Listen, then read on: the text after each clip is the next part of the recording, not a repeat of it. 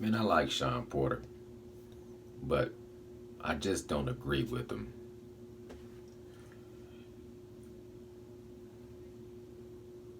I'm watching this interview with Shawn Porter, and he goes on to say between the welterweights, you got Manny Pacquiao defeats Keith Thurman. So now we know that Keith Thurman is, still a great fighter, but he's not to be considered the top anymore. Okay, I give you that. Then you say between myself, Shawn Porter, versus Errol Spence. Between those two, the one that stands victorious. Now, you take that and put him in a higher bracket. And then you have the two come together. Manny Pacquiao versus the winner of Errol Spence versus Shawn Porter. And then you have your number one, the absolute creme de la creme.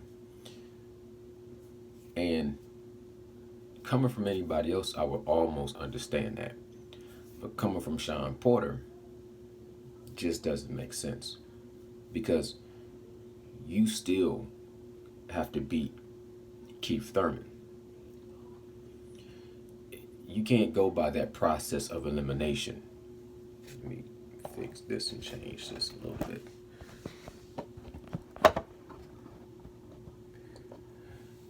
You can't go Keith Thurman beats me. Manny Pacquiao beats Keith Thurman. Now I beat Manny Pacquiao, so I'm the best. First of all, first of all, I just don't believe that Shawn Porter is going to be able to get past Errol Spence. Not by a long shot. Now, when I watch interviews with Shawn Porter, the things that he says, they just don't add up. They sound good, but they are not cohesive with what his resume reads. He says that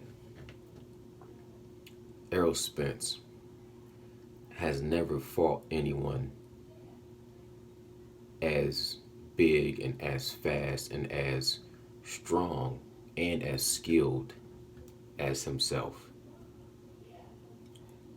And just basic common sense, you look at Kell Brook, and even though Kell Brook was coming off of the loss of Triple G,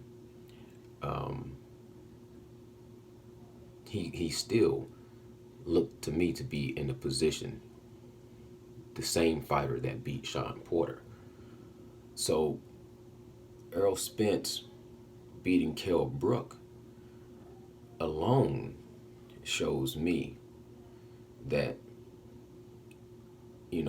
through that process of elimination, that if anything, he's fought some competitive neck to neck close to Shawn Porter.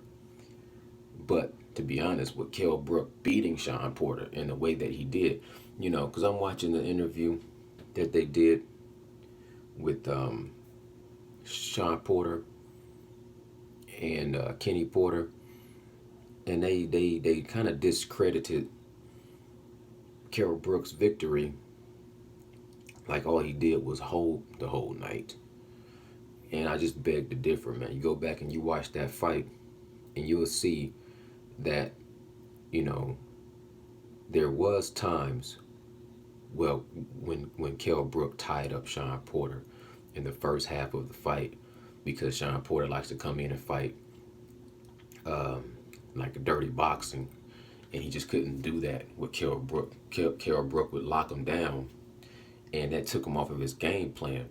But once Shawn Porter was out of his game plan, when Kell Brook started to put his foot on the gas pedal and put himself on the offense, he had some rounds in there where he was just giving Shawn Porter a good old fashioned ass whooping, period, point blank. It wasn't this hit, hold, or hit, run, hit, run. It was just hit, hit, hit, hit. He was, you know, battering him around the ring. So, I mean, there's that example. With Kell Brook is the prime example. Other than that, I know they want to act like Errol Spence hasn't fought anybody significant, but I just differ in opinion to that too. I do think that Shawn Porter will be a bigger test. But you know, a lot of people want to take away the Mikey Garcia fight, as if Mikey Garcia wasn't supposed to be so technical. You know, they act like he was just so small, coming up 2 weight classes. When he walked around. Uh, he came into that fight big. You know, he didn't even have to really go on a cut, and you can't take away that advantage of not having to cut down weight to come into a fight. But you can walk in, you big, and your natural walk around weight. There's advantages in that too. And a lot of people out here, I don't hear anybody talking about how Mikey Garcia had the benefit of fighting at a weight that he's more close to naturally. You have to cut, 20 and 30 pounds to come into a fight. How much more, and I know Errol Spence gets a lot of backlash for not knocking out Mikey Garcia. And I know the retort to that is, well, he wanted to punish him. He wanted to show he could put on a boxing clinic, which he did. But even with or without the knockout, Mikey Garcia is tough. Shawn Porter is tough. But when you look at it, I just don't see what Shawn Porter thinks he has that is going to be able to overcome Errol Spence. He says that he has no problem with the height. And he just showed he had a lot of problems with the height when he fought Ugas. He says that he has no problem with the power, but he showed he had problems with the power when he fought Kell Brook. And he says he doesn't have any problem overcoming the fact that, Errol Spence can box also. He says, Errol Spence is daring me to try to box him, and I'm going to show him. And it's like, I understand that you have experience, but even when you went toe-to-toe with a boxer like Keith one-time Thurman, you came up short. It was a good performance. It could have went both ways, but he edged you out. And in my mind, when I watched that fight, he edged you out significantly. And I don't think that Keith Thurman is in the same class as Errol Spence. So everybody that you have lost to, Kell Brook, Keith Thurman, who else did you step up to the plate to? I don't say you lost to Ugas, but, it was a close fight. You would have stepped up one more time and got beat. I can't think right off the top. But every time you lost to people, you lost to people that, in my mind, aren't close to the fighter that Errol Spence has shown to be. So I just look at it as if you're fighting out of your league, you're fighting out of your class, and some of the things you are saying just doesn't add up. When you're saying that Errol Spence is trying to hype himself up, being so aggressive and talking about knocking you out, and I get that too. But Errol Spence is not, to me, coming out of his character. He's not going on a rant. He's not doing like a Conor McGregor and starting to talk ridiculous. He's still talking with a lot of respect. He's talking with a lot of common sense, and he's just saying what he feels is true. He's just saying, I feel like I'm better than you, and I feel like I have all the gifts to punish you. And if I can, it's man down. And I know you're not just supposed to bow down to that and say, oh yeah, man down, you're gonna come in the ring and knock me out. It wouldn't make any sense for you not to have an offense and to say, look, man, I can be the best man, I can beat you. Shawn Porter is supposed to say that I can beat Errol Spence. And he's saying what he's supposed to say. I just don't agree with it. And I just think it's a bad fight for Shawn Porter. To me, it's his last fight. It's his big hoorah, and this is the fight that he's going to go out on his shield on, or go out on his sword. I don't think there's any other way for that to go down. Now, Shawn Porter may shock the whole world. This is boxing. Shawn Porter may shock the whole world against all odds. He's the shorter man. He's the less skilled man. He's the less powerful man. But through works, through different things that can happen. You never know what can happen. But when you talk about boxing and what goes on in the ring, if both men are 100%, are close, if both men have trained, ate correctly, if both men are primed and at the optimal, and they come into that ring both at their optimal, then what's going to happen is Errol Spence is going to either dominate or he's going to annihilate. My man, I'm watching, he knows his sports. I'm new to his channel, subscribe to his channel. I can't even say I like this guy, but I agree with his analysis right now 100% when it comes to Shawn Porter and when it comes to Errol Spence fight. I'm with you 100% on your opinion on that. And that's the thing.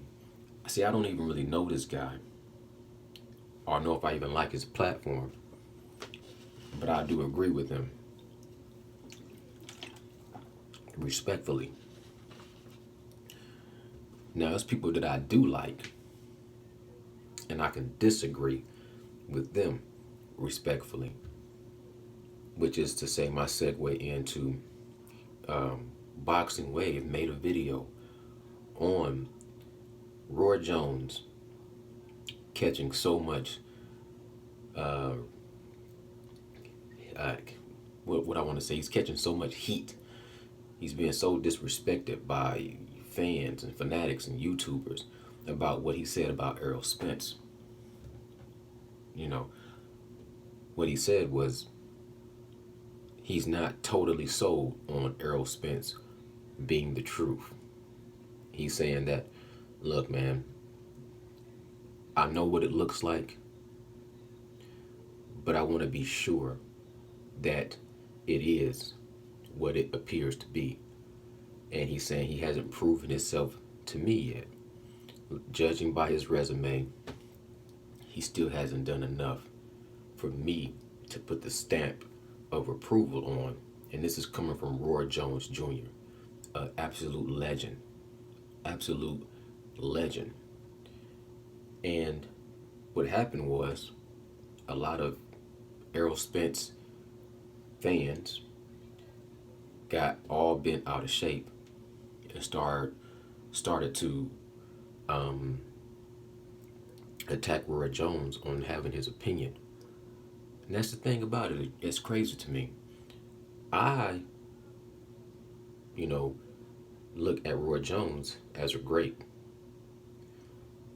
I don't agree with him when it comes to what he has to say about Errol Spence 100%, but I agree enough to respect his opinion. I agree when he says that he needs to fight Shawn Porter and win against Shawn Porter in a way that would solidify all the acclamations that people are attaching to his name. If he wins the fight with Shawn Porter, then that should solidify, you know, his reputation. You know what I'm saying? He still has a long way to go with boxing, but the reputation that he has built, the boogeyman, the weight bully, the truth, you know, all these little adjectives that people put onto his name. What Roy Jones is saying is, look, he's a young kid. He has talent. He has skills. I like the way he fights, but he still has to prove himself. Nothing wrong with that. If he fights Shawn Porter and he takes care of Shawn Porter in a way that I have to say I'm looking at greatness, then I'll call it what it is, greatness. Nothing wrong with that. So all the fans that are attacking Roy Jones, you do have to lay off of that. You know what I'm saying? You can't disrespect a legend's opinion. If you don't agree with it, disagree respectfully. Boxing Wave, I salute you on that video. Great video.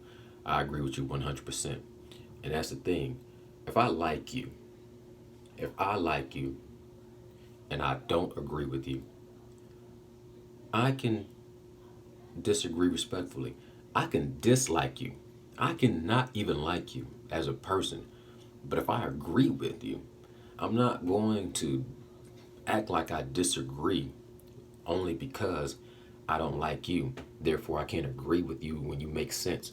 If you say something that I believe is right, whether I like you or dislike you is irrelevant. So, all you Terrence Bud Crawford fans, all you Errol Spence Jr. fans, you need to change your paradigm. These are boxers. They're great fighters, but they are men. Just like you and me, flesh and blood, put their pants on one leg at a time. If you smell them after they come out the restroom, it stinks. It doesn't smell good. You're not going to smell roses and potpourri.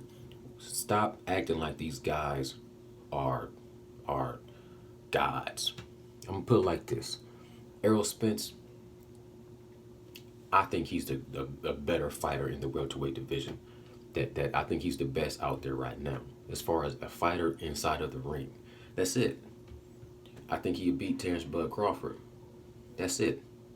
I don't know. I would love to see the fight. If they ever was to arrange it, I don't have to see the fight because I'm not a fan of Errol Spence. I'm not a fan of Terrence Bud Crawford to the point where I just have to see who's the best. Who cares? I don't even care. I wish both of them the best. You know what I'm saying? But it just kills me when I get on a YouTube and you start reading comments, or you even listen to a YouTube guy that I somewhat like a YouTube personality, but if he's a Terrence Crawford fan, he just has to talk so ridiculous. He got to say so much stuff to disrespect Errol Spence, and vice versa. If it's an Errol Spence fan, he has to say so much negative stuff against Terrence Bud Crawford. It's almost like that Republican Democrat type of personality to where you gotta choose a side, and then once you choose this side, everything on this side is wrong. If you choose this side, then everything on that side is wrong, and you can find everything. You can point out and just nitpick at who said what, who did what. You know what I'm saying? When they did it, how they did it. It's just, you just paint this whole negative thing about them. You try to assassinate their character. You try to insult their manhood. You try to, bring them down. Crab in the bucket mentality. And you're doing it in for somebody else that's not even you. Like if you was the fighter and you was to fight Errol Spence, I could almost see you trying to bring Errol Spence down. Or if you was a fighter and you was going to fight Terrence Bud Crawford, I can see for the point of the fight, you might try to tear this guy down. I can see like when Keith Thurman was about to fight Manny Pacquiao, he was talking about the T-Rex arms and everything like that, because you're just trying different strategies to hype yourself up, to bring this man down. I understand that. But you are a YouTuber.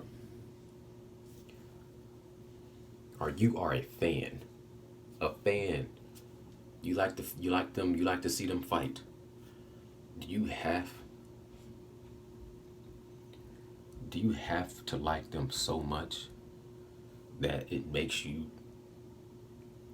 look at another man and start pointing out his flaws and calling him calling him scared and calling him all kinds of names where you know you sound like what you're calling him?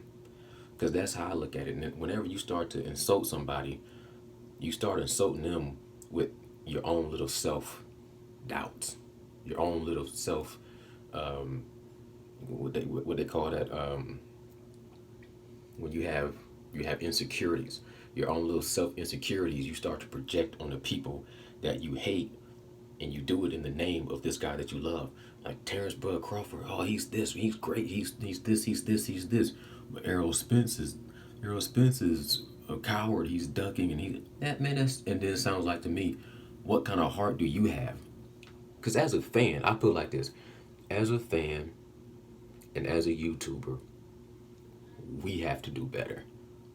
Stop worrying about what these boxers do. Man, they live in their dreams. They're accomplishing their goals. Win, lose, or draw, they're proven to be men. Amir Khan was uh, proven himself to be a man. Canelo Alvarez proven to be a man.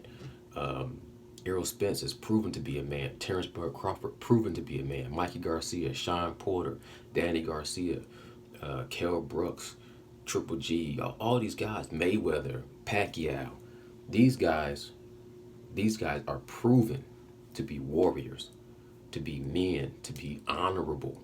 They're not perfect, but they showing they mettle, they showing their heart, they put their life on the line. You know what I'm saying? They proven, tested. When you are a YouTuber, when you are a fan, you sitting down, you comfortable, you irrelevant really, but you hide behind all kinds of excuses why you living vicariously. You are living vicariously through this man's accomplishments, and you living vicariously through this man's losses. When this person loses, you feel good. When this man loses, you feel good. When this man wins, y'all have to do better than that. Period. Period. The whole fan stuff, man. It's cool to tip your hat off, and it's cool to appreciate and respect somebody that's putting in that amount of work to be successful. But all it's supposed to do is inspire you to do the same thing in your life, to go just as hard, to find out what your blessing is, and to go just as hard at accomplishing your goals. And if you want to be somebody's fan, do it within a distance to where you can separate. Look, I'm a fan of this person being a hard worker and being a warrior, but I still have to be my own warrior and my own hard worker, and I have to have my own grit. Man up. All the fans, the fan boys need to man up. Final thought. Nocturnal. I'm out. Peace. Appreciate you for watching. If you're new to the channel, hit the subscribe button, hit the thumbs up, leave me a comment so we can chop it up. I'm out. Appreciate your time. Out.